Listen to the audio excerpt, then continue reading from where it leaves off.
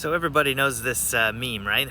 It's a painting by Norman Rockwell. It's the freedom of speech, and when you're on social media and you have like an opinion you want to make, that's going to get you everyone disagreeing with you, then you post this. But I just learned something fascinating about this painting. This guy's name is Jim, and he lives in Arlington, Vermont, and the year is 1940. Anybody know what he's actually standing up to talk about?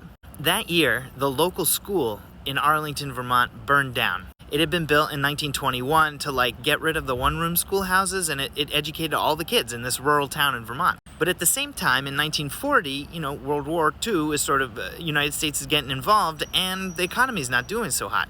But Arlington needs a new school. And in this country, to get a new school building, a town like Arlington has to take out a big loan on Wall Street.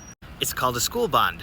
The school district sells itself as an investment commodity, and really rich people and banks and stuff have to put up the money to loan the school district with interest, and then the school district has to pay back the principal and the interest and also pay the costs associated with borrowing to get the money to build the school. We don't have a national infrastructure policy. Particularly back then, we didn't really have any policy on the books that would fund school buildings, and we still don't. So school districts have to take out these loans. But ever since the middle of the 19th century, when the railroad companies basically took municipalities totally for granted and left municipalities holding the bag for millions of dollars for railroads that were constructed that were supposed to bring in a ton of revenue and then never did, those municipalities actually repudiated those loans.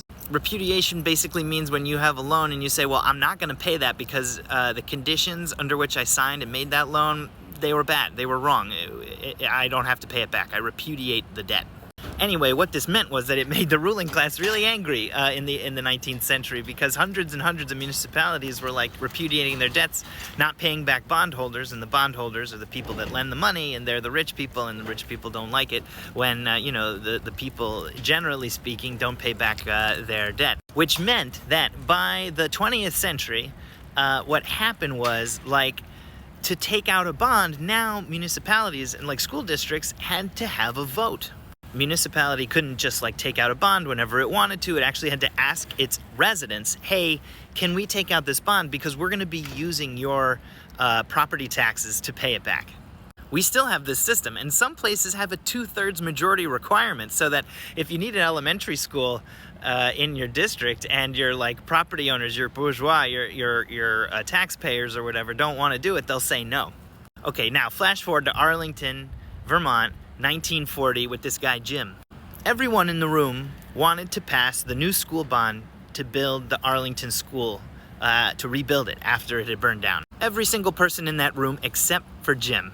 He stands up and he says, listen, it's 1940, we're having a rough time on my milk farm here in Arlington, and I don't want to pay more taxes to build a new public school. Everyone's looking at him like, what are you, nuts? We need a school building, and the school building burned down. What are we going to do with our kids? But he stands up and he makes it known that he doesn't want to pay. I mean, he's outvoted. I think he's the only person in this room to vote against it.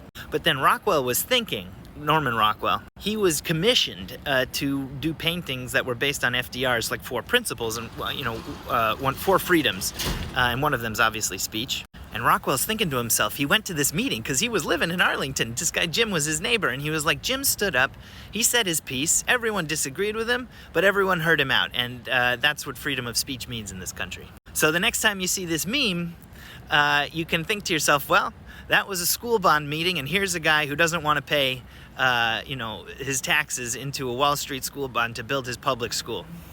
He lost, but I think it shows the system that we have in this country, and I had no idea. It was only recently that I learned that that's what this painting is all about.